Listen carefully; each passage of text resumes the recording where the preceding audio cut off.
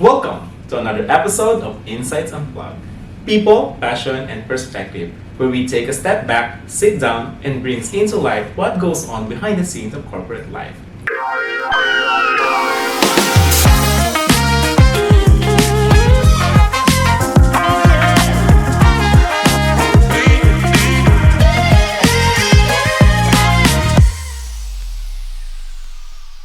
With the younger generation joining the workforce, how are they able to cope in transitioning from an academic into a workplace environment and the stereotypes they have to face in stepping into the corporate world? For today, we invited three lively and energetic guests from our workforce. These are from GenZs. So please introduce yourselves. Hi, I'm Mafi M. Del Rosario, a Leads Management Junior Associate from Service Delivery Group or SDG. Something unique about myself, definitely my name. You don't see that a lot so many places. And actually, papangalanan talaga ako dapat na Jaya, like yung singer. Yes, pero naisip lang ng father ko na Mafi, like yung beauty queen daughter ni Imelda Papin, Mafi Papin. Yes.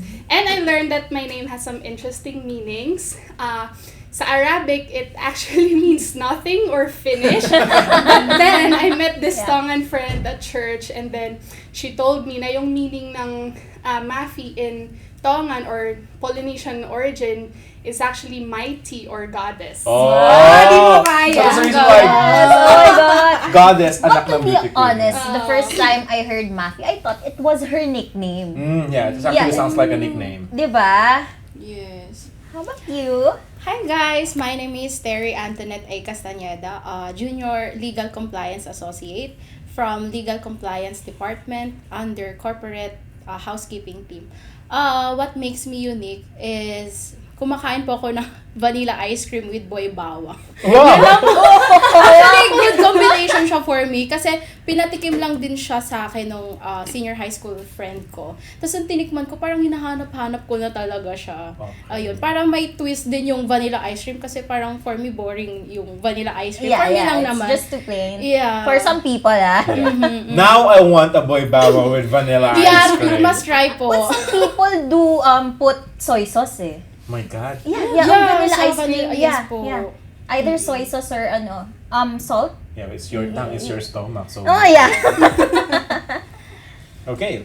Hi, I'm Rich Ann Magabilin po, Junior Legal Compliance Associate under Legal Department po. So, something unique about myself po, even the long tiring day po, meron pa akong energy to hang out hanggang madaling araw.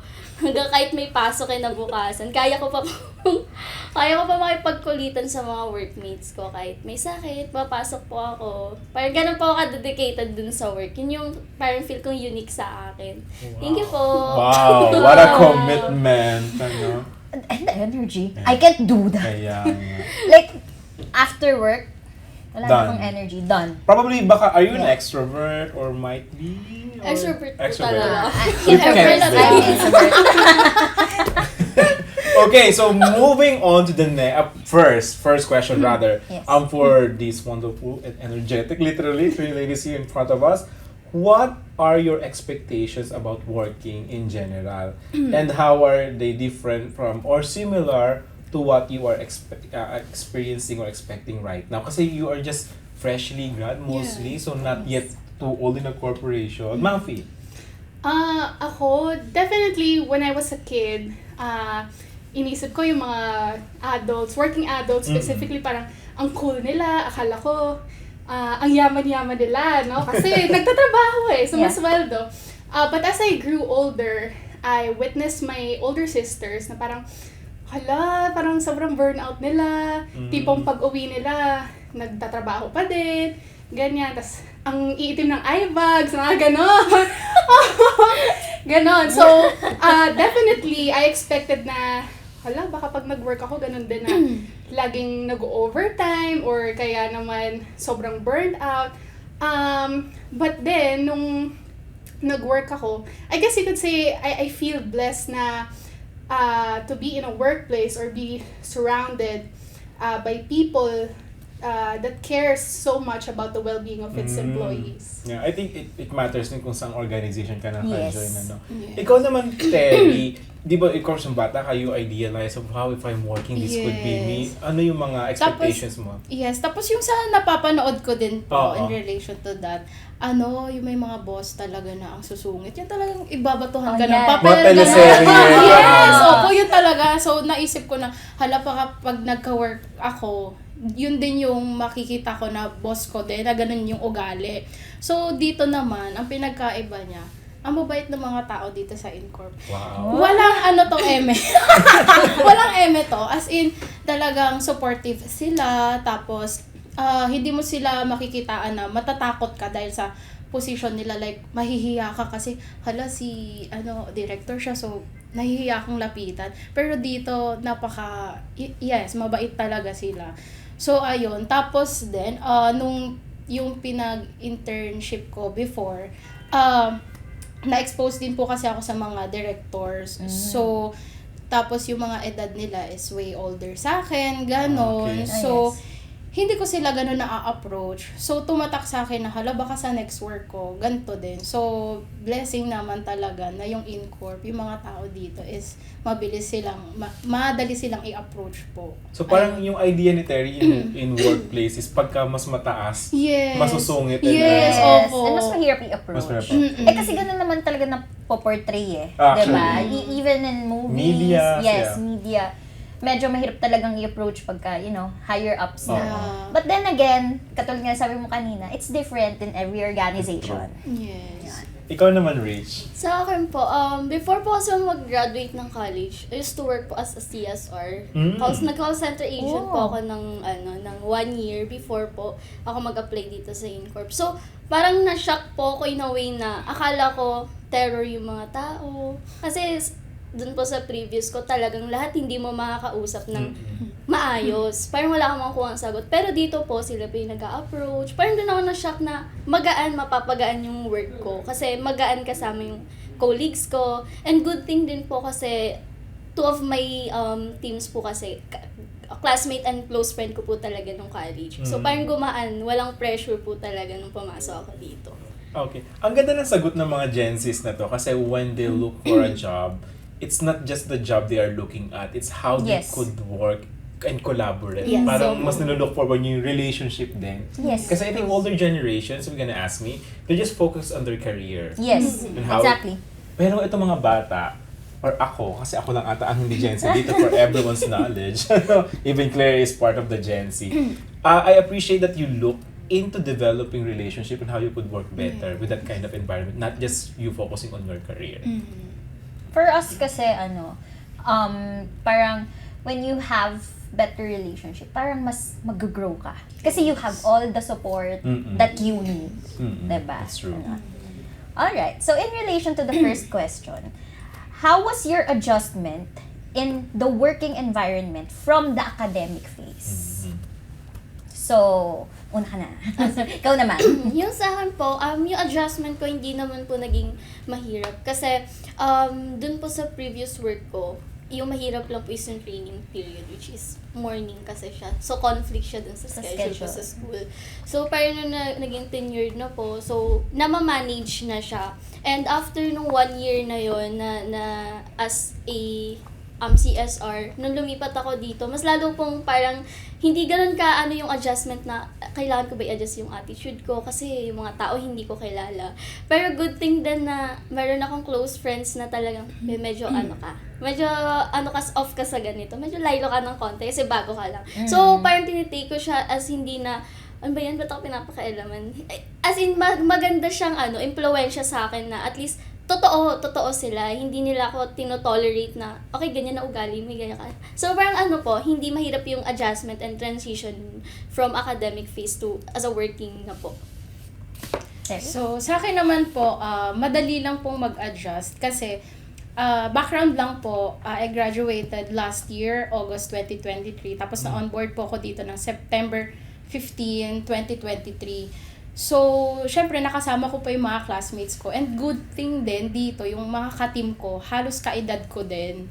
So, parang hindi ko kailangan, syempre, mag-a-adjust ako sa ugali. Pero not to the point na, hala baka ma-offend siya, hala baka may masabi ako na yung ma-hurt siya, ganon. Eh, syempre yung mga ka-team ko din, kalog din sila eh. So, masarap silang kasama, madaling magtrabaho. So, hindi po talaga naging mahirap sa akin mag-adjust.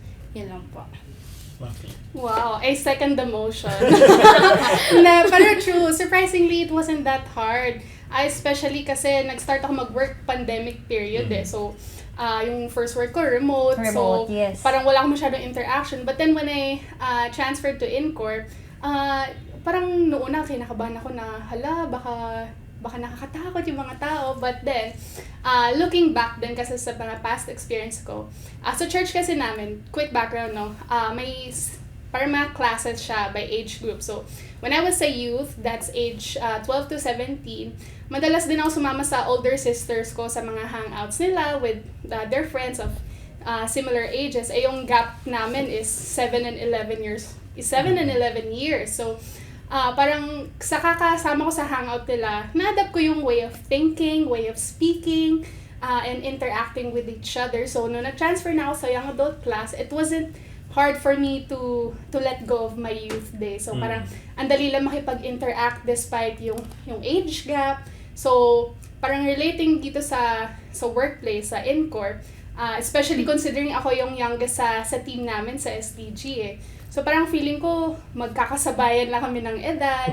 So, work-wise and management-wise, parang I'm learning a lot. So, parang hindi ako super nai-intimidate na pag nakita ko siya, ay, parang nakakatakot siyang i-approach. But no, at least on my part, gano'n, no. Parang ang dali lang mag-approach sa iba and makisama, maki-collaborate. So, it's so much easier na makapag-work and mag-grow as an individual. I think lahat naman yata ng fresh grad when they have their first career as a employee na, may adjustment din. Pero of course. Good thing about GenZs, they're very adaptive. Yes. You are very adaptive with the environment. Sige. Going to the third question, this is going to be very hard. Na pang Miss Universe level daw to Terry. Sige po. Ilalaban natin yan. Kasi, I myself as an HR as well, I work with a lot of HR people. There's a connotation, actually stereotypes about Gen Z. Di ba parang you've always been look upon na matigas ulo, mga pasaway, sensitive. What are your thoughts about that? Kasi usually those thoughts are not from Gen Zs, they are from Previous generation. What are your thoughts about it and how you could debunk those things na sinasabi nila about your generation? Terry. Ayun po. So, syempre sa ugali ko, maingay po talaga ako na tao. Talagang kahit hindi ko ganun ka-close, pag nakikita ko, ay, ganun parang 10 years ko na siyang kakilala. Ganun po ako mag-approach na talagang e-ere talaga sa buong floor ng Incor. Pero, Human megaphone. opo, ganun. Parang naririnig ko nga minsan. Actually, kabilaan nga po tayo, pero naririnig niyo pa rin ako. Anyway po, so kahit ganun po na maingay kami, ganyan, or di kaya parang nakikitaan nyo kami ng, hindi kami ganun ka-busy. Pero, trust me, sobrang po kami, goal-oriented po kami. Gustong-gusto po namin matapos yung trabaho namin on time. Kasi may pina-priority po kaming work-life balance. Yes. So, kahit po ganito kami kaingay, pero pag natapos na po namin yung task namin sa araw na to, yung trabaho namin, ayun, wala kaming iisipin tomorrow, ganyan, na parang, hala, ganyan, nag-cram ako, ganyan. So ayun po, kahit maingay kami, talagang productive po talaga kami. So, wag niyo pong iisipin na tamad kami, nag-chichismisan lang kami, ganun. Way of lang po namin yan, ma-relieve yung stress namin. And then para i-light yung mood ng mga tao dito. Patawanin sila, ganyan, yakapin sila, ganun, maging clingy, ganun. Not too much clingy. Minsan lang po, yakap, hello. Kamusta ka? Ganun. Parang Parang may kasamang kilig. Parang iba yun. pero I think Terry is right. Terry is right about that. Because yung older generation, akala nila porket merong mga interaction, not working na. Yes. They thought We're playing. We're playing. Diba? We just do it in a fun way. Yes. Diba? Oo. Yun po. Ano po, parang as much as possible, walang escalation. Kasi walang ganon.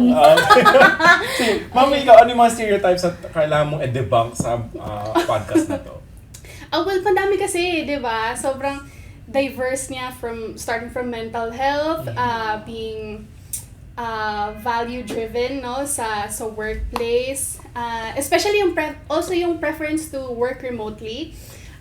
And then, at first, lalo kasi nung pandemic, no, ang tawag dito, noong una, akala ko, sumasabay lang ako sa trend ng iba na very vocal sa pag-share ng mga thoughts nila sa social media about these stereotypes or any other issue. And then, there came a time in my life na parang inisip ko na, parang, is this really the best way para, to address this issue or make an impact towards a lot of people, especially the older generations who don't fully understand how important these stereotypes are. But then I realized na making an impact even on just one person is still an impact. Yes. No, so I strive na do it in subtle ways. Una is communicate. Kasi madalas yan 'di ba? When we are communicating with our bosses, with our friends, nagkakaroon ng misunderstandings minsan kasi feeling natin inaatake tayo kahit na hindi naman talaga ganyan. And another thing is to assume positive intent. So that's one of the many ways that I'm striving to do all the time to debunk those stereotypes na minsan kasi inisip natin yun nga 'di ba?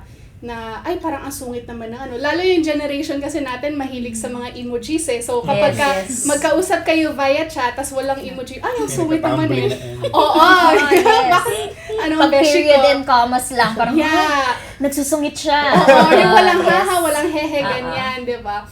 But then I realized na to think before I react, no? Yes. Parang ay baka tas babasahin ko ulit ay hindi naman pala ganun yung intention niya siguro for my betterment then and then if you feel like you're being attacked or parang nasungitan kayo you communicate that as well kasi pwede mong itanong in a way na ay did you mean for that to be rude ganyan so at least yung other party would also understand na ay ganun pala yung dating ng message ko so in turn they will also change their perspective, their ways on how they interact with you, especially if they're an older generation. So, yeah. I want to support that as well kasi Gen Zs are very vocal on what and how they feel towards whatever, towards people, towards how they communicate. And actually, I myself, na-appreciate ko minsan yung mga bata, hindi mo kinukol, parang nire-remind kami. Kasi sometimes nga, pag busy yung tao, walang emoji, Kunwari, pahingi akong financial reports. Di ba kapag ganun, parang galit ba to? Pero deep inside, wala naman talaga, di ba? Kaya minsan, actually sa Gens, sa mga bata ko natutunan na kailangan, kuwari, dear, may mga ganyan pa, Tapos can I request ganyan? Parang, it makes me a better person kasi nga, yung pagka-vocal ng mga Gen Z is actually a good thing na nag-radiate sa buong organization. Kasi, all you want is to have two-way communication na nagkakaintindihan kayo. And it affects talaga. Magandang magandang ginagawa ng mga kabataan ngayon. Ikaw, Rich, ano yung mga stereotypes na gusto mong i-debunk? Sa akin po, yung mga napansin ko po kasi, yung mga previous generation, ang tira sa mga Gen Z, hindi seryoso sa life. Yung kahit nag-work na, pag nakikita nila sa labas na nag-hangout lang, ano ba to, wala bang work to, hindi ata to seryoso sa buhay. Pero hindi nila nakikita behind na dedikado sa work. Like, for me po kasi, yung stereotypes, so hindi lang nagagaling sa environment. Even may mga relatives kasi meron na. So, parang dun pa lang na hubog na ako, na na-build na ako na maging strong din. Kahit parang anong sabihin nila. Kasi, ikaw pa rin gagawa ng future mo Parang kahit anong sabihin nila sa'yo, ay hindi ka magsasucess. Kasi, sa amin po kasi sa family na so parang 8 kami. So, parang 1/8 pa lang yung nakakapagtapos ng pag-aaral. So, parang for me, kahit i-down nila ko ng mga relatives ko, hindi pwede. Kasi eto na ako I mean, wala pa man po ako napatunayan. Alam ko na meron in the future. Kasi ako yung gagawa ng future ko. Magiging successful ako sa akin at hindi dahil makikinig ako sa inyo. Parang ganoon po yung sa akin. Parang siguro as a Gen Z, isipin mo kung ano yung mas makakapagpabuti sa'yo at sa family mo. Yung kasi yung sasabihin na iba, gumawa ka man ng mabuti o hindi. Yun yung tingin nila sa'yo. So, much better na gawin mo yung mas magpapasaya pa rin sa'yo. Yes. Also, you don't have to prove anything to anyone. Yes. So, Yan ang magandang trait sa Diba? mga bata eh. Yung Yes. individualism, not, Exactly. not too much, pero yeah. Parang, Yes. parang sa inyo ata yung ano, parang I don't care, di ba? Parang, di ba yung mga bata na gano'n, whatever you say towards about me, ayoko na lang mag-curse, pero parang may kasunod lagi na gano'n, di ba? Yes, I don't give a di ba? Especially if you don't hurt other people, Totoo. di ba? Oo. At saka kasi, di ba, parang Gen Zs, or at least the newer generations today, really know their worth. Yes. Yeah. Diba? Exactly. Parang gone are the days na parang sobrang mabilis maapektuhan sa sinasabi ng iba. But let's go with this trend na I know my worth. This is me. This is who I am. I love it. Okay, thank you for that wonderful first part of the session. We will have a short break.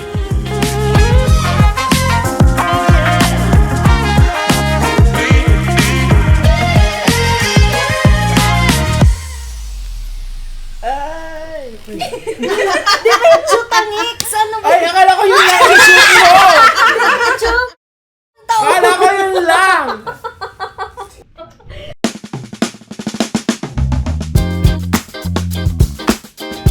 In a growing organization, it's very important to consider the achievements of our employees to have their efforts should be recognized. Today, in this episode, we invited two of our Employee of the Year for 2022 and 2023.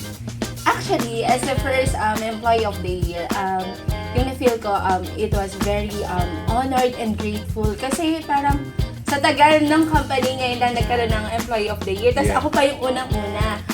My other contenders, and I wasn't really hoping too much. I wasn't expecting too much because a lot of them were really high performers. But when and the other host that night announced my name, I was feeling overjoyed and elated, and especially when Attorney Amanda approached me and extended her hand and said, "Ivy, congratulations, you deserve it." It gives positive impact kasi being recognized as an employee of the year, parang making yung sense of validation. So, nakuha ko siya dun pa lang sa nag-nominate sa akin, dun sa mga leaders na bumoto sa akin. So, parang lahat ng ginagawa ko, yung work, yung task, yung extra effort na ginagawa ko, nakita nila. Tapos parang may mga times din na parang nakakatakot din siya. Parang nagbibigay din siya ng pressure kasi di ba, employee of the year ka. So parang for me hindi ka pwedeng magkaroon ng mali. Yung parang may kita ka kaagad kapag may mali sa'yo. Tapos, basically kapag burnt out talaga ako na parang feeling ko, I feel tired na, I feel exhausted. But then I try to recalibrate my mindset and then remind myself, ano ba yung reason ko for having started this journey in the first place? So kasi it's my aim to be able to make a positive difference within my sphere of influence. Wherever I go, be it in my personal life or in the professional world, gusto ko magkaroon ng impact yung whatever efforts that I try to exert on. So yun, and then it makes everything better after that, and then it gets me going after that as well. That's the beauty of pausing. Yes. You have to pause and don't quit, just pause. Yes. Oo, Just mag-focus ka lang talaga. Resting is very important. Kasi when you pause or rest, parang yun yung buwelo mo to give more another set of energy to do things. Kasi pag dire-diretso, parang sometimes you're tired, di ba? Di ba, it's as simple as jogging or running, di ba? Yes. You cannot just run fast, the whole 5 kilometers, let's say, di ba? You have to pause, buwelo, and konting rest, and then do agad para ma-finish mo yung race mo. I think that's also the work. It's an ending, di ba? You have to pause. Ayun, yun yung sa akin. Kasi kami rin ni Ivy hindi kami magiging employee of the year kaya hindi namin in-embody yung pride. Yung core values. Magiging proud yung boss mo, kabisado mo. PRICE.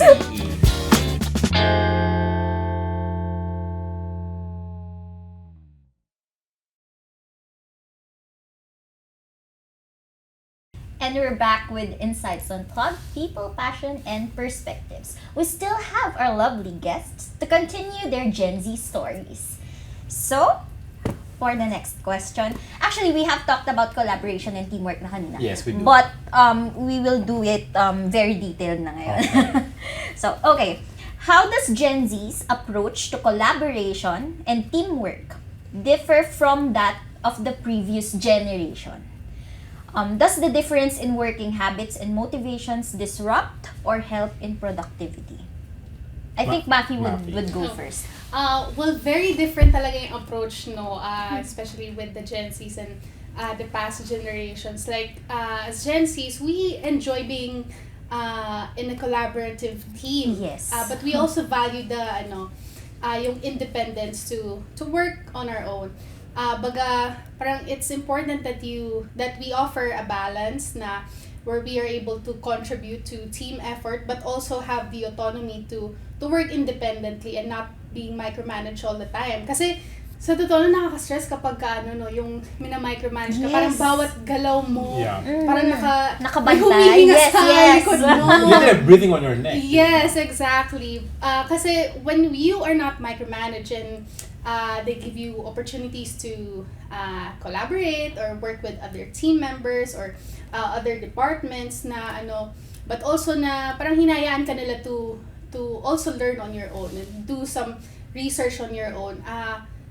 Parang less stressful siya and mas nakaka-motivate siya to work kasi you're being given or rather it makes, at least ako, it makes me feel na I'm trusted by my colleagues, especially my managers or my bosses, and parang it gives me an opportunity na one day I know I can be like them kasi kaya ko on my own but at the same time it's not hard to work with others. Nice. Yeah. Who wants to be micromanaged? Yes. I don't really like being micromanaged. Micromanage usually XY parang hindi na masyado. Parang they don't do micromanagement na din. Kasi they have the trauma din siguro from the older generation na micromanage sila. Yeah. Particularly siguro kayo mga Gen Z talaga you don't want to be micromanaged. Actually, yun nga, katulad sabi ni Mafi, we like collaboration and the autonomy to work individually. Yeah, that's true. Kasi diba, sino ba gustong nakabantay sa'yo na gano'n? Like, may nakaupo sa tabi mo. Anong ginagawa mo dyan? Diba? Diba? Kasi minsan, like, lalo kapag they're micromanaging or breathing down your neck, parang impose sila ng old ways nila. Yes, so, parang exactly. nakakalimutan na nila na there are new technologies or Yes. advanced technologies that we can use to improve yung collaboration. And to simplify the Yes, work and to itself. simplify. Oo. That's Diba? true. Tsaka kasi pagka yun nga, you have the time or to work individually. Pero you have also the choice na mag-grow pa. Yes. Diba? Kasi pagka may lagi nakabantay sa'yo, paano ka nga naman mag-grow? Paano mo nga naman malalaman yung work mo? Kung yung ways na is yun yung spoon feed sa'yo. Yeah. Diba? At least pag ikaw mag-isa nag-work, nakakapag katulad sabi niya, Mafi, nakakapaghanap ka ng new ways kung paano mo gagawin yung trabaho mo. Totoo, diba? yeah. To support that creativity happens not just in collaboration but also working alone, how you could be creative by yourself to improve your current process. So I think yun yung balance na hinahanap ng Gen Z. Hindi porke may collaboration, creative na. Sometimes you thinking alone could be a creative thing then how you could literally help yourself to finish your mga goals nga.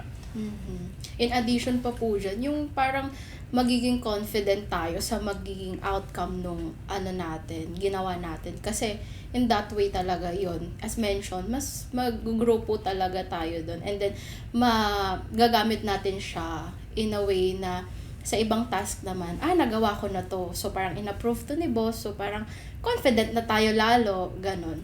So, sa akin naman po, yung answer ko sa question nyo po, yung pagiging vocal po ng Gen Zs when it comes sa problem ng team. Wala naman po kami problema sa team. Pero if it happens na magkaroon po kami ng problem, mas maa-address namin siya. Tapos hindi siya yung nagtatagal. Kumbaga kasi pag nagtatagal yung problem sa isang team, nagkakalamat. So parang mas nahihirapan ka makipag-communicate dun sa team mo. So, ayun, kapag ka mabilis talagang na-address yung problem, ganyan, yung mga simpleng problema lang, in that way, mas nagiging confident na rin tayo, tapos parang magaan yung feeling natin na makipag-usap sa team natin. So, yun lang po. To add on that, Gen Z are not afraid of conflict. Yes. Gagawin nilang lahat, ma-resolve yung Yes. issue. Issue. Hindi sila takot na makipag doon ng diskusyon. Yes, I really appreciate it for younger generation. Yun nga, yun naman yung goal mo, di ba, Terry? Pag merong collaboration, na alas yung yung concern, hindi kayo nag-chase ng conflict eh. Yes. Hindi din kayo takot kung magkakaroon, di ba? Yes. Pero to resolve To resolve, yes. yung mga bottlenecks. Hindi kami pala away, ha? Pero, if ever may problem na, Hindi kami palaway, pero we would like to resolve the problem as soon as possible in the very simplest way, 'di ba? Exactly. So kung okay na isang diretsuhan na lang, edi go. Ay, yan din ang pinaka-ayoko. Ako hindi ko Gen Z, ayoko ng paligoy-ligoy. Exactly. Pag may tinanong kang A, B, C, D, tapos ayoko ng D, kasi A, B, C lang hinahanap ko, di ba? Diba? Tsaka, Diyos ko, magsakasayang ka ba ng oras para doon kung pwede namang isang bugahan na lang? Emails lang, ayoko ng email na 4 paragraphs na may tinanong lang ako isang bagay. Kasi mas prone sa away, mas prone sa conflict pagka paligoy-ligoy. Kasi madaming confusion. Exactly. Sige, Rich? For me po, meron kasi, good things as a Gen Z po, na ina-accept ko yung mga, minsan may times na pag mag-ask ka sa mga seniors, ganyan. Parang, may way of collaboration po sa kanila na lagi ako nagko-confirm. Kahit dedikado ako sa work ko, parang confident ako. Parang gusto ko mas sure. Kasi yung work ko is nakarelate sa buong team eh. So, parang mas maganda yung result ng work is kailangan teamwork sa kanila. Tsaka good thing po kasi, yung personality ko po kasi, hindi po ako nahiya na nagtatanong ako. Mayroon kasi iba na hindi naman sila yung talagang previous generation na, bakit ka nagtatanong? Hindi mo ba alam? May mga ganun po kasi. Pero sa akin po, okay po sa akin yung tinuturuan ako. May ibang tao kasi na, huwag mo akong turuan kasi alam ko to. Alam ko to, yes. Huwag mo akong pangunahan. So, hindi, nagmamagaling ka pa. May mga ganun pong tao. Pero ako, ina-accept ko po yung parang, knowledge na sinishare nila sa akin. Kasi hindi lang naman siya sa akin din, hindi yun makakabuti lang para sa akin. For all din siya. Sa team din siya. So, sa akin, sa team namin, so parang napakaganda po talaga ng team namin. Dahil never pa kami nagkaroon ng conflict sa isa't isa. Kasi kami din po, lalo na yung mga kasabayan ko, very vocal nga po kami sa isa't isa na, tara pag-usapan natin. Kasi parang may ilangan na. So kami, kinakat na namin agad yun. Eto, para para ma-ease na natin yung parang pagtatampuhan. Kailangan natin pag-usapan. So dun po talaga nagiging strong yung band namin. Rich, naranasan mo ba na, kasi nga, di ba, kayo mga Gen Z, you tend to address the problem on set. Kayo mga Gen Z, okay eh. Nagkaroon ba kayo ng difficulty kapag mga medyo matatanda na or not Gen Z, yung kailangan yung, parang, sir, or ma'am, meron po tayong problema dito. Nagkaroon ba kayo ng problema na instances or nahirapan? Meron po, kasi parang one time, ang tingin niya is pinangungunahan ko siya. Or yung sa akin na naman, baka lang i-accept mo po yung suggestion ko. Okay. Ganun. Pero kung hindi naman, okay lang. Kung ano na lang yung standard natin, yun na lang. Pero yun okay ng good thing naman dahil napag-uusapan. No. Yes. Kayo, may mga ganun ba kayong experience? Wala naman. Meron naman po before. In-address ko siya. Tapos, syempre, sensitive po ako kapag medyo mas matanda sa akin eh. Kumbaga, kapag kaedad mo kasi, kahit sabihan ka ng ganyan, okay lang. Pero kapag kasi mas matanda sa'yo, parang, ang sakit naman nun. Kahit ang simpleng bagay lang nung sinabi niya. Pero pag mga ganun po, parang, iniisip ko na lang na, hindi, for my betterment to. Hindi to parang, para sabihin sa akin na, pangit yung gawa mo, hindi yan po pwede. Hindi yung parang inaano ako. Anong term? Doon yung dinidisregard lahat ng ginawa ko, ganon. So, yun po. Tinamaan ako sinabi niya. Sino yun?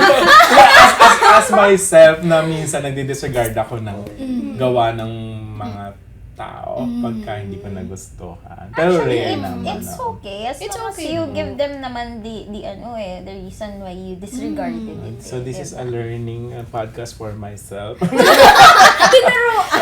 As a non-Gen. Yes, we'll discuss why. Aray. Okay. Papi, you had an experience? Well, ako, parang not that I can remember. I think siguro kasi parang I strive o baga lumaki ako sa environment to parang always think, or yun nga, as I've mentioned earlier, yung positive intent na inisip ko na, ay baka ganito lang yung ibig sabihin niya. And then, if I feel na parang hindi talaga or negative, parang sinasabi ko lang simply yung thoughts ko on whatever issue happened, ganyan. And then, nare-resolve siya, okay, ganito pala, okay, ganyan pala. So, ayun lang naman sa akin. Alam mo, ang na-recognize ko sa mga Gen Z, vocal kayo pero ang polite nyo.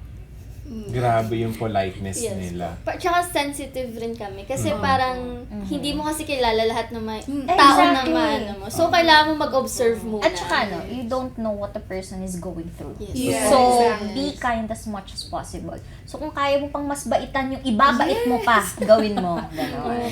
That's why we're very sensitive. Other generations listen, ha? And another thing, one thing I learned in life in general is words matter, and your tone of way of speaking, it matters as well. How you deliver Yes. it. And it would not hurt you to be more polite, to be more kind, to tone down, di ba? Yes. Naisip ko yung dati kong org kasi yung nga parang sinabi ni Terry kanina, pag top management, tas boomer. Talagang minsan nag-aalmusal kami ng mga masasarap na salita. Alam mo yung may lumilipad na libro at sapatos. Totoo siya sa older generation na I can't comprehend kung kaya bang gawin ng mga X and Z. Piling ko hindi kaya ng X and Z. I don't think so. Kasi even us, hindi rin natin kaya yung umaga maninigaw ka. Hi, malito! Ganon, di ba? As much as possible kasi, kunyari may maling ginawa, ay, excuse me, I think, di ba, you did something wrong, ganito siya gawin, ganyan. We explain din kung paano, kung saan ka nagkamali, mga ganon. Mas maganda, no? Yes. Okay, for the next question, you've mentioned that you're so happy about In.Corp, ano? So sa mga listeners natin na outside In.Corp, what do you think you could recommend on employers, how they could strategize on onboarding generations like you para mas maging effective sa workplace yung mga Gen Z? Kasi I think In.Corp are doing it right, di ba? Yes, because we have a lot of Gen Zs here. Yeah, that's true, and happy. Pero for those organization na you think na hindi pa masyadong nagagamay ang pag-onboard ng mga Gen Z, ano yung recommendations nyo? Sige, Ako po Terry. muna. Regarding po dyan, yung In.Corp po talaga, maganda siyang training ground sa mga gustong pumasok talaga sa corporate world. Kasi po, sa values, yung mga tao talaga dito, like minention ko kanina, hindi lang sila mabait, kundi masasabi kong kapag nakikipag-communicate sila, in a professional way kasi, kumbaga, may boundaries, na ito friend kita, work friend kita. Pero kapag sa trabaho, na na-acknowledge ng bawat tao dito na ikaw i-respect mo ko kasi boss mo ko. Pero kaibigan kita, ganon. Tapos yung mga gawain din dito sa In.Corp, usually po napansin ko maganda siya kasi hindi mo siya makikita. Yung mga ibang roles po kasi, napapansin ko lang po, in my opinion lang din, napapansin ko, hindi mo nakikita yung roles dito sa ibang work. Hindi ini-impose yung position and title. Yes, opo, ganun. Na parang kapag, sana wag naman na umalis po ako dito, may maganda po agad yung opportunity na magwe-welcome sa akin. Ganun. Pero wala pong magre-resign sa atin kasi maganda po talaga. Actually po, to be honest, nag-resign po ako pero niretract ko po talaga siya. Niretract ko po siya, if alam niyo po yun. Kasi niretract ko siya, nahirapan po akong pakawalan yung In.Corp. Kasi hindi, family na po talaga siya sa akin. Tapos napaka-supportive po talaga ng mga tao dito. To the point na sinabi ko po na, mag-law school po ako pero not here in Manila. So, ang layo po. So, ayun, dahil po dun sa pagiging supportive nila ng directors, even ng HR po, tapos ng supervisor ko, and then yung team ko po, talagang niretract ko yung resignation letter ko. Kasi alam kong maganda po pa talaga yung opportunities dito sa In.Sights. Kung natuloy man yung resignation niya, magiging boomerang yung Well, I think Ma-interview ulit. if you're an avid listener of our podcast, ako myself, I resigned pero bumalik. Hala, may luha. Pero hindi mo pagsisisihan yung retraction mo. Hindi po Believe me. talaga. Hindi po talaga. Kasi ngayon, if resigned na po ako ngayon, bukas po yung last day ko. August 8 po, di ba? Oo, yun po. So, since niretract ko po, talagang blessing po to sa akin. Kasi, wala eh. Nung nalungkot po talaga, like, umiyak po ako kila attorney. Sabi ko, attorney, parang ayoko po kasi talagang mag-resign. Pero kailangan ko pong umalis sa Manila. Sabi ko ganyan. Pero, pumayag po sila with special agreement po. Syempre, ganun na. Ayun po. Ang maganda pa dito, Terry, sa interview, you could excel or have further studies without compromising the work kasi they are very good at helping, supporting working students. Yes. Opo, napaka-supportive. At saka as much as possible, yung in-corp kasi they make ways talaga to make it possible for you. Totoo. Diba? They don't limit you na parang, paano yan yung work mo? Hindi man. Parang Diba? never ko narinig yan sa They actually make you strive for what you want. Totoo. Diba? And I don't know if this is the right platform that I could say this, pero hindi ko makakalimutan yung sinabi ng president natin na yung doors ng In.Corp swings in both ways. Di ba? If pwede kang pumasok anytime, if you're ready kasi may magandang opportunity outside, pwede. Hindi pipigilan, susuportahan pa. Di ba? So yun yung reason why I love this organization. Yes. Ikaw, Mafi, ano yung pwede mong i-recommend sa mga employer para mas ma-onboard kayo ng madali? Siguro sa akin is to offer mentorship programs. Important kasi minsan, 'di ba, parang pag may na-onboard na employee, it's either na i-micromanage nila or parang sobrang independent to the point na mag-YouTube University ka pagdating mo. So parang do it all on your own, everything, ganyan. Pero one thing I learned, kasi I volunteer sa church namin, no, to do temple work. Wherein I am a shift coordinator. So, syempre may mga old workers and new workers, ganyan, na nag-a-assist sa mga people there. And one thing that we do is we do a buddy-buddy system. So, we pair yung mga new workers with more experienced ones. So, para hindi sila yung always na may isa lang na trainer na magtuturo lang ako ano-ano, tapos bahala ka na. Pero we offer buddy-buddy system para even after the training, the formal training, may nag-guide pa rin sa kanila. So, parang in the workplace, I think it's important na ganun din. Pinapair yung mga new or pro-B employees with more experienced ones, or they assign senior associates or kaya naman supervisors to guide them. Kasi they benefit both ways eh. So, yung more senior or more experienced one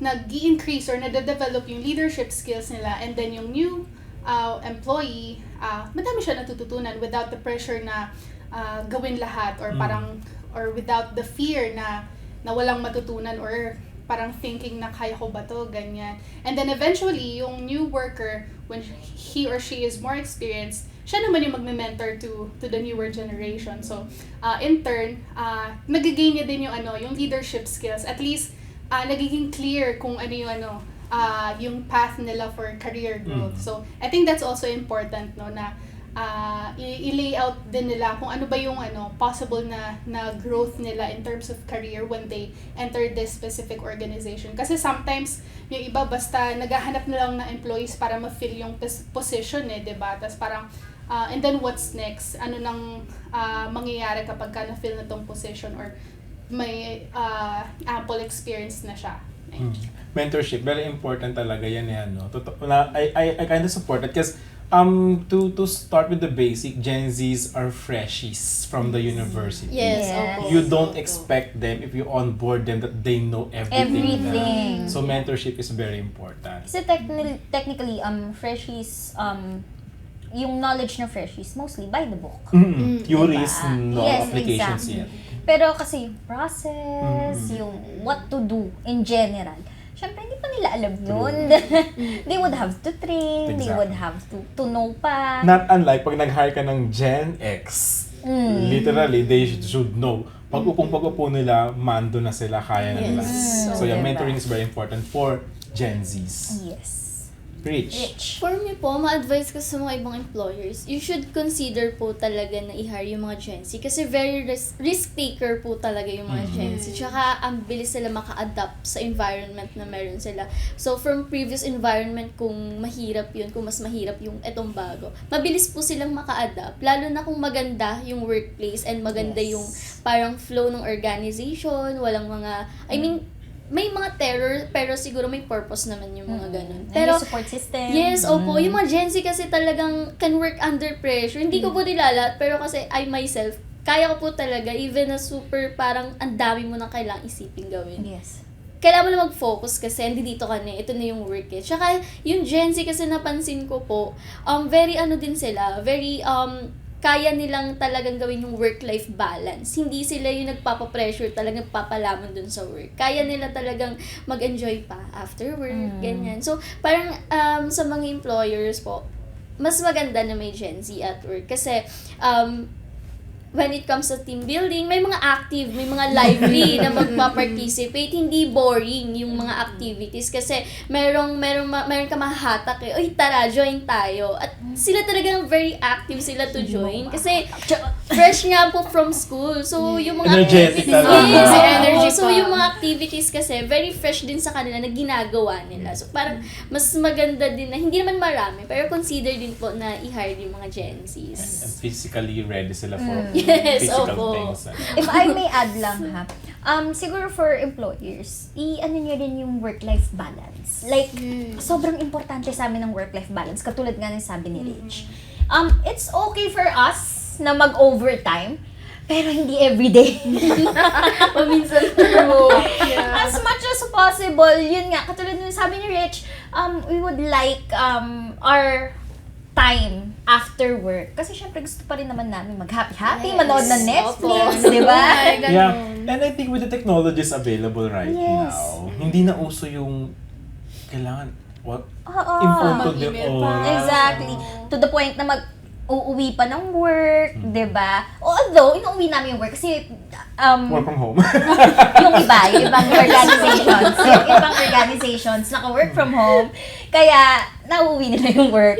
But for on-site workers, we would appreciate the work-life balance. And Kasi after work. Yeah. And balance We want to- doesn't mean after 5.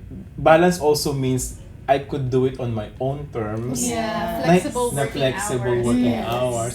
Alam niyo ba na lahat kami sa Incorp ay naka-slide shift, walang dito, late dito. You can Yes just po. extend your time. So, Yes. I think that's yun ang hindi ino-offer ng ibang organizations. Yes, opo. Dito rank and file pa lang, parang gusto mong pumasok ng 10 today. Pwede, di Pwede ba? po. Basta minsan i-FYI mo na yung boss mo, pero it doesn't give you punishment or late penalty, di ba?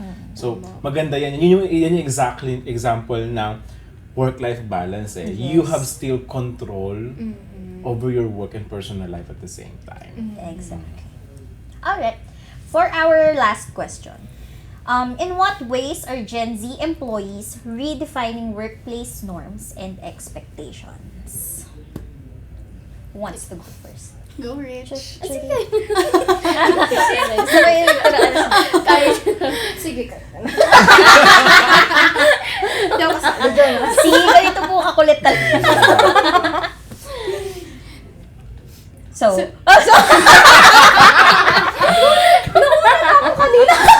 Sige, Mapi. Resignation pala to. Index card nga po. Wait lang. Repeat the question, Claire. in what ways are Gen Z employees redefining workplace norms and expectations? Ano ba? Ang dami, no? Sobrang daming Yes, ways actually. talaga. yung opportunity, no, actually nabasa ko yung, for example, yung preference to work remotely, it's just now a standard or hybrid hindi lang siya perk from a company kasi it invites yung work-life balance talaga. So I think one way or another nga, di ba, nung pandemic, I'm sure nag-benefit tayo ang karamihan kasi we get to spend time with our families. Yes. Hindi na nakaka-stress yung commute, going to work, Yes. ganyan. And another thing is yung value-driven na workplace. Kumbaga, it's so fun to work in a place that respects your culture, your values, your beliefs. Ako, as a member of the Church of Jesus Christ of Latter-day Saints, or commonly known as Mormon, marami nakakalam na hindi ako nagko-coffee, ganyan. So, noon na pagdating ko, sabi nila, uy, may libreng coffee. Tapos, sabi sa akin ng isang HR na naka-church ko din na, hindi nagko-coffee yan, ganyan. So, parang eventually nagulat ako, sabi nila, uy, may Milo na. Parang, parang I feel so supported na. Grabe, no, yung impact ng newer generations, and nothing a little good communication and openness can solve.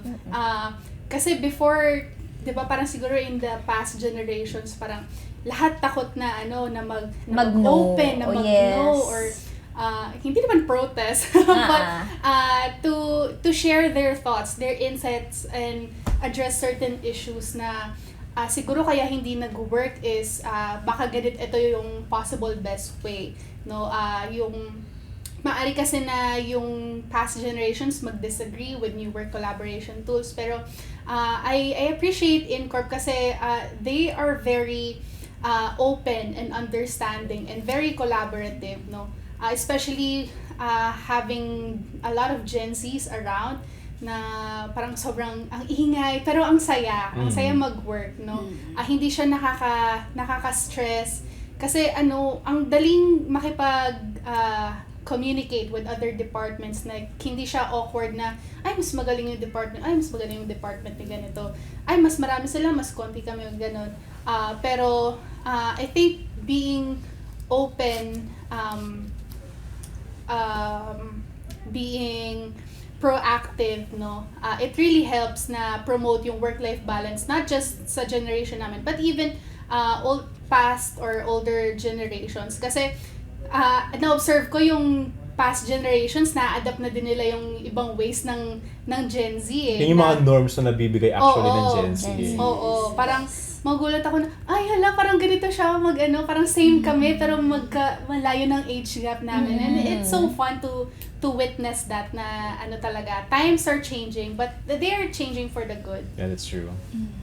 Kayo, Terry? Ayan, sino mauuna sa atin? Ikaw talaga. Sige na. Ako na. Actually po. Okay na. Sige, ako na lang. So, I consider ko po dyan first yung sa technology natin. And then next po yung sa work environment. So, sa technology po muna. Since po dito, hindi ko naman feel yung mahihirapan akong turuan yung colleague ko kasi lahat naman po proficient na. So lahat wini-welcome na yung modern way natin. So if ever po na nakapag-work ako sa isang organization na parang way older talaga sa akin, mas mapapabilis po kasi yung trabaho kapag ka may Gen Z na tuturuan ka sa ganito, sa Microsoft, sa ganyan, kasi hindi nyo ginagamit yan before Yes. Grabe naman yung hindi nyo Sobrang grabe, mas like parang anak ka ng dinosaur si Sher. Okay. What she means is iba yung Microsoft before, iba yung Microsoft ngayon. To be honest po, Yes. to be honest, meron po akong ka-work din ngayon na pag halimbawa sa Excel nagtatanong pa siya sa akin, Terry, paano to, ganyan-ganyan. So ako, bilang mabait na tao at medyo bright, Right? I-click mo yan ha, o ayan. Tapos matatandaan na niya. So, in that way, mas mapapabilis talaga yung trabaho. Hindi yung delay na, hala, paano ba to? At least may someone, may Gen Z na pwedeng mong pagtanungan. Tapos po, in addition, yung work environment po talaga, nakakapag-light po kasi talaga ng mood yung Gen Zs, as mentioned po previously. Tapos, talagang, halimbawa, wait na, nawala po sa isip ko yung sasabihin ko. Nawala po, wait lang. Work environment, Gen Z, light mode. Kaya mo yan, sir. And you could lighten up the Actually, ang Gen Z po ay utak goldfish talaga. Actually, short-term memory loss. Yung Gen Z talagang giging kubiloban na yan. May B-complex. 4 times a day. Hindi kasi attention span ng mga Gen Z talaga is very short. Totoo Yung naman. train of thought nila sobrang bilis, pero attention span din nila hindi magandang combination. Yes, totoo Ang po daming yan. thoughts na pasok no? Opo. In addition po dun sa sinabi ko kanina, kino-consider din po namin yung work environment kasi first po, nakakapag-light po talaga ng mood yan sa isang team or isang organization. Tapos po, talagang kapag ka-stress na yung mga tao sa paligid mo. So to support Terry on that one, Yeah. Gen Z talaga yung nagbibigay ng flavor and happiness sa workplace, na work po. environment. Opo. Tapos, before po, syempre, kapag work lang, uuwi kang work, papasok ka ng work lang yung iisipin mo. Pero sa ngayon, with Gen Zs po talaga, may makakabiruan ka na, hindi ka magiging strict na, wag maingay. Talagang maghahanap ka ng outlet para malabas mo yung stress mo sa Huwag kang pakikipag- maingay kasi kami yung maingay. Parang kayo na kasi yung ano ngayon, work and fun at the same time. Yun po. Okay, Rich. For me po, yung mga previous generation kasi very firm talaga sila sa work nila. Hindi naman yung kami ay hindi firm. Parang mas nilalighten talaga namin. Mas nililas namin yung pressure Lalo na hindi masyado nalalay yung age namin sa mga boss, ganyan. Very parang mas mabilis mo silang ma-approach. Mayroon din po isang friend na parang introduce ko sa kanya in-corp. Sabi ko, ano ka? Kasi parang galing siya dun sa workplace na super stressful talaga siya. So sabi ko, yes, stressful yung work, kahit saan naman. Pero kasi, mag-focus ka lang. Tsaka dito sa in-corp kasi, mas gagaan yung ano mo. Kasi meron kang mga colleagues na sila mismo yung lalapit sa'yo. Eto, ganito gagawin mo dito. Yung makikita pa lang nila na nagsastruggle ka, hindi mo na kailangan magtanong. Sabihin na agad nila, eto yan. So parang ikaw, inisip mo yun the whole day or buong gabi, pero isang sabi niya lang sa'yo, okay na. At least napagaan. So, yun din po yung parang good thing dito sa in-corp na mas may mga Gen Z na talagang tech-savvy. Kasi mas na-experience nila yun. Kahit hindi yun yung pinaka-course mo talaga. Lahat ng course kasi may experience mo yung mga Microsoft, Excel. So, sa akin po, parang relate talaga or inline talaga kasi yung course ko dito. So, office management po sa gumraduate. Kahit hindi kami gaanong nag-Microsoft, pero gumagawa po kasi kami talaga ng business letters. So, parang good thing din na dito din po talaga ako na pasok. Kasi before graduation, tinanong ko na po sa yung friend ko kung meron. So, wala pa daw. Kaya parang naghanap ako ng ibang work. Kasi for me, as a Gen Z, parang hindi ako pwedeng tumambay lang. Hindi ako pwedeng walang work. Parang wala kang gustong patunayan, pero parang bilang tao at bilang, alam mo yung mabuting tao, gusto mong may ginagawa ka. Yeah. Diba? Gusto kong i-support yung sagot ni Rich na yan kasi yung Gen Z, hindi sila takot maging misfit. Yes. Opo. Kahit hindi yun yung course nila, papasukin natin ito. I think that's also the norm kasi dati yung mga matatandang generation, if hindi ako accountant, hindi ako gagawa ng if hindi ako accounting task, accountant ako, I will just say no. Yes. Pero yung mga Gen Z, hindi sila takot ma-misfit based on their experience or previous work or from education you got there. Actually, maraming Gen Zs na ang layo ng program sa pinasukan nila. Yes. But ends up enjoying kung ano yung work nila. Totoo. Diba? Meron akong gustong bonus question na iba to sa lahat sa inyo. There's a connotation na Gen Z are so focused on themselves, main character era, ganyan. Pero they don't know that you are also selfless. Providing support from other people as well, di ba? Opo. Do you have that kind of experience? Yes. Sige, Rich. Sa akin po kasi, meron akong mga, hindi na kami really close talaga. Like, nagka-cut kami ng communication for almost a month. Pero, one call lang, one ring lang sa akin, nasasagot ko. Tapos sinasabi nila na, grabe ka naman, wala naman akong kailangan sa'yo. Bakit ang bilis mo sumagot ng tawag? So, kahit parang hindi na kami ganun talaga ka-active sa social media, talagang pag tinawagan nila ako, sumasagot po ako kaagad, tapos usap lang po kami, ganun. Pero Rich, parang, sorry, this is not related to what you said, pero di ba, parang I've heard that you're also supporting your siblings. Yes, diba? Kasi opo. parang pag Gen Z, sabi nga, di ba, parang kanya-kanya, pero I think it's a stereotype. Yes, No? opo. Sa akin po kasi, parang nung nag-work ako, gusto ko i-support yung sarili ko lang. Kasi parang ako naman naghirap nito. Pero hindi naman din nila binigay sa akin yung responsibility na, uy, may kapatid ka. Hindi naman po. Parang para sa akin, kakulangan ko yon na mag-grow. Hindi ako mag-grow kung hindi ko isusupport yon yung mga kapatid ko. Kasi parang impact yun sa akin na, hala, nakapagtapos ka, tapos yung mga sunod sa'yo, pinabayaan mo. So, ayoko po nang magkaroon ng mga ganong thinking yung ibang tao. So, gusto ko once na ako yung umangat, so, idadamay ko lahat ng yung kapatid ko. So, hindi na selfless natitira. ang mga Gen Z. Yes, opo. Yun lang yung tingin nila. Kasi siguro nakikita nila na hangouts lang ng hangouts, walang pakialam. Yun nga, I think Yun, that's... may mga ganun po kasing thinking yung mga tao wherein hindi nila napapansin na lahat ng responsibility inaako mo na. Yes. Pero hindi mo yun sinusumbat sa lahat. Parang ikaw lang, gusto mo na gawin yun para sa mas ikabubuti ng family nyo. And actually, the hangouts, the things that you see that we buy or anything, that's a reward for ourselves. Yes, opo. Because we're taking up a lot of responsibility. So, alam mo yon, yung maliit na bagay man lang na i-reward mo sa sarili mo. Just to feel na may nagawa ako. I bought this for myself. Galing to sa pinaghirapan ko. Diba? Why not? Yes, Diba? opo. Kayo, Terry and Mafi, do you have the same experience na being Gen Z na talagang you also, hindi lang kayo more of improving myself, you also help families or friends? Actually po sa akin, since yung parents ko po kasi wala sila dito. So, hindi ko po sila talaga kung meron man po akong efforts like monetary, ganyan, wala po akong nabibigay sa kanila. Pero, ang tulong ko lang po sa kanila is, if ever may mga needs po ako, and then ito pong pag-aaral ko, hindi ko na po talaga directly inaasa sa kanila. Initially. Pero, sa mga susunod na expenses, mag-a-ask pa din po ako ng help.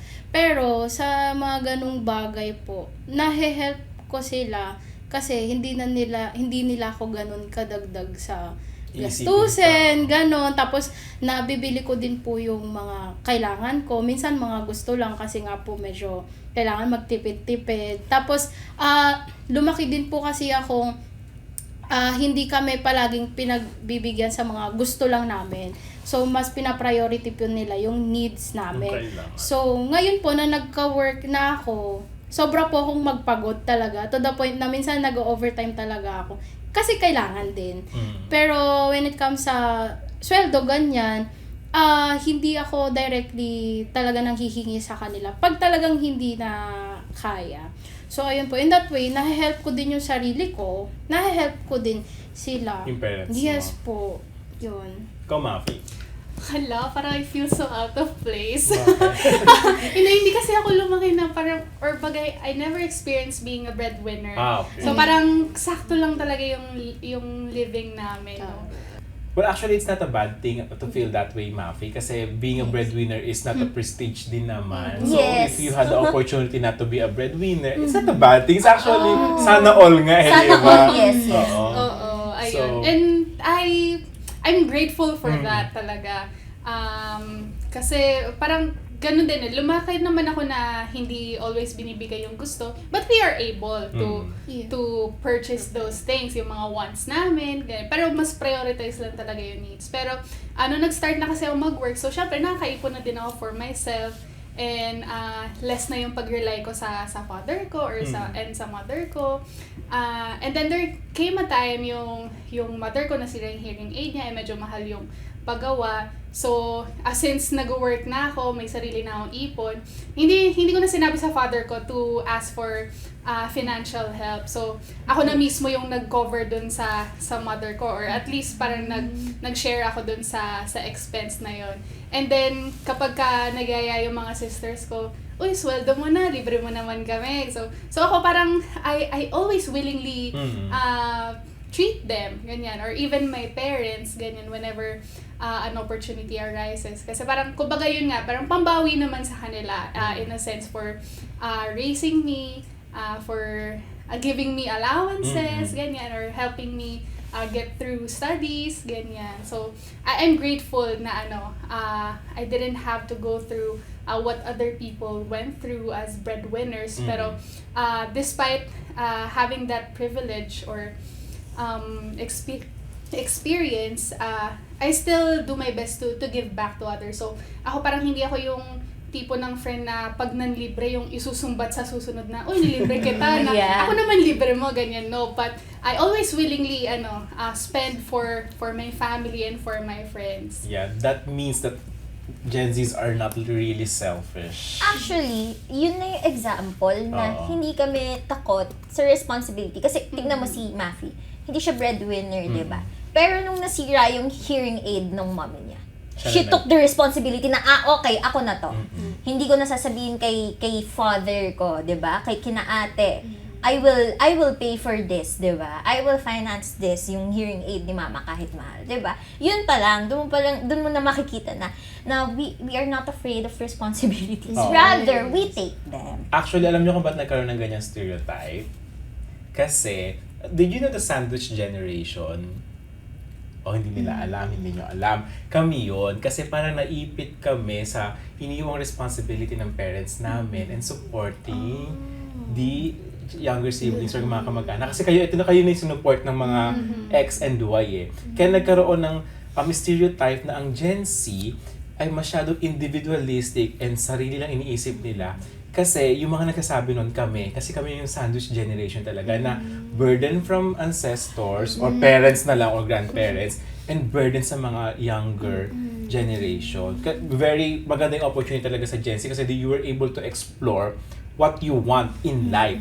Not like the older generation, we are obliged to do the expectation of our parents na ayaw namin ibigay sa mga next generation. So parang sinalo namin lahat ng pahirap sa inyo. Pero yun nga, may mga stereotyping nga. Eto before we close this podcast, kasi baka probably Gen Z talaga yung mga nakikinig ng listeners natin. Sa mga hindi naman Gen Z, I think, this is a message for all the Gen Zs. Even though we are on the middle part of our career, don't ever disregard the knowledge of seniority sa corporation. Yung mga gray hairs namin, baka iba, the way how we decide is different from how younger people to decide. Minsan, nung bata kasi din kami sa generation ng mga yung boomers, yung mga boss namin, hindi namin mag-gets bakit ganito mag-decide yung mga boss namin. Pero as you grow older in an organization, iba pala mag-isip yung matatanda. So, na minsan sa ating mga bata, sige, Gen Z na din kunwari ako, ba't ganun sila mag-decide? Parang hindi naman yata tama. Pero, merong reason why older people are in those position and why they are giving that kind of decision. So, wag niyong i-disregard kasi talagang yung mga Gen Z talaga parang, I am the captain of my own world na minsan hindi na natin tinatanggap yung mga feedback ng matatanda. Pero minsan kailangan natin. Yes. Kailangan natin na makinig ng mga bata for that one. O yan na, may score yung mga matatanda. Because experience is the best teacher. Exactly. Yes, oo naman. So, alright. We reached the end of our episode today. But, we are very happy to have this generation. This generation, Gen Z din ako. Ayan yung mga inuulit-ulit Yes. na Gen Z yan. For their work stories. So, we will see you again next time. Wait, by the way, before we end pala, may shout out ba? Shout out and words of wisdom pala. Si Terry kasi nagpa-practice pa yan dahil. Sige Terry, umpisahan mo. Nagpa-practice pala siya. I-end ko na agad no? So, binabati ko po pa. Binabati ko po yung ka-team ko, lalo po yung supervisor ko, si Miss Lia, tapos isa-isahin ko na ba yung CH team, BR team, Osase team. Isa lang naman pala siya. Tapos ay mga lawyers namin, tapos Sir J, tapos yung parents ko sa US, sana okay lang kayo dyan. Naiyak. Miss ko na kayo. Tapos ayun lang po, sana natuwa kayo sa pag-i-interview sa amin. May napulot kayong kanal. Joke lang ng kanal. Ayun lang po. Ikaw. Shout out po sa sa BR team, kay Sir Cyrus, kay Bossing, sa daddy ko, Sir Lawrence, at sa mga friends ko. Ayan. And ang ma-advise ko po sa mga Gen Z, huwag kayong matakot mag-take ng risk. Take lang ng take kasi doon kayo mag-grow as an individual. Preach. Ay, nakalimutan ko po yung ko. Words of Words of wisdom. wisdom. Go, Terry. Sumuko. Hindi na kaya. Joke lang na. Give me a loan. Hindi. Pwede naman talaga Pwedeng yung sumuko. rest, pagpagod. Pause lang. Oo, pause. It is what is it? Ang may advice ko lang sa mga Gen Zs at magkaroon lang tayo ng plan talaga sa buhay. Kasi yung iba sinasabi na go with the flow lang. Minsan kasi sa sobrang ganun, parang sa sobrang sponty mo, parang wala ka ng Sponty. Wala ka Spontaneous anymore. It's sponty. Nakakalimutan na natin mag-plan talaga sa gusto natin. So, syempre, wag naman din natin masyadong i-pressure yung sarili natin. Like, we're too young. We need to explore more things. Hindi palagi, ay, ito gagawin ko. Hindi. Magkaroon ka pa din ng time for yourself, na for your friends, families, ganyan. But at the same time, magkaroon ka din ng plan for you and for your family. Yes. So, ayun. Binabati ko din pala yung CDD team. I forgot. Gusto ko yung mag-switch Ayun, data privacy. Si Miss Ivy. Hello! Ayun lang po. Mapika, any shout out and last word of wisdom? Last words. Any last word? Shout out sa aking magaganda at very young looking team. Si Madam Ayla, Miss Aisel, si Shireen, and si Miss H. Siguro words of wisdom na ma-impart ko. Not just to the Gen Zs, but to everyone in general. Always remember that you are more capable than you think you are.